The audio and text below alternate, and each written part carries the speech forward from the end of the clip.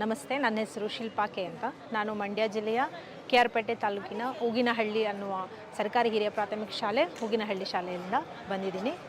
ಇವತ್ತು ಇಲ್ಲಿ ಭಕ್ತಿಗೀತೆ ಸಹಪಠ್ಯ ಚಟುವಟಿಕೆಗೆ ನಾನು ಭಾಗವಹಿಸ್ತಾ ಇದ್ದೀನಿ. ನೀವು ನನ್ನನ್ನು ಪ್ರಶ್ನೆ ಕೇಳಿದಿರಿ, ತರಗತಿಯಲ್ಲಿ ಮಕ್ಕಳಿಗೆ ನೀವು ಆಸಕ್ತಿದಾಯಕವಾಗಿ ಅವರು ಕಲಿಕೆಯಲ್ಲಿ ಪಾಲ್ಗೊಳ್ಳಲು ಯಾವ ರೀತಿಯಾದ ಚಟುವಟಿಕೆಗಳನ್ನು ನೀವು ತಂತ್ರಗಾರಿಕೆಯನ್ನು ಬಳಸ್ತೀರಿ ಅಂತ. ನಾವು ಸಾಧಾರಣ ವಿಷಯಕ್ಕೆ ತಕ್ಕಂತೆ, ಸಂದರ್ಭಕ್ಕೆ ತಕ್ಕಂತೆ ಅನೇಕ ರೀತಿಯ ತಂತ್ರಗಾರಿಕೆಯನ್ನು ನಮ್ಮ ಪಾಠಬೋಧನೆಯಲ್ಲಿ ನಾವು ಅಳವಡಿಸ್ಕೊಳ್ತೇವೆ.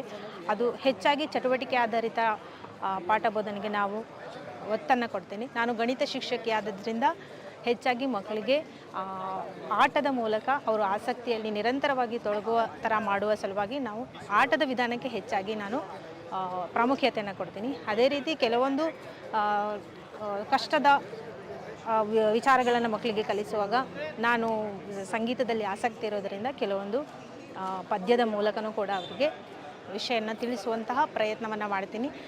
ಅವರು ಆಸಕ್ತಿದಾಯಕವಾಗಿ ಹಾಗೆ ಅದನ್ನು ತುಂಬ ಈಸಿಯಾಗಿ ನೆನಪಲ್ಲಿ ಇಟ್ಕೊಳ್ಳೋಕ್ಕೆ ಸಾಧ್ಯ ಆಗುತ್ತೆ.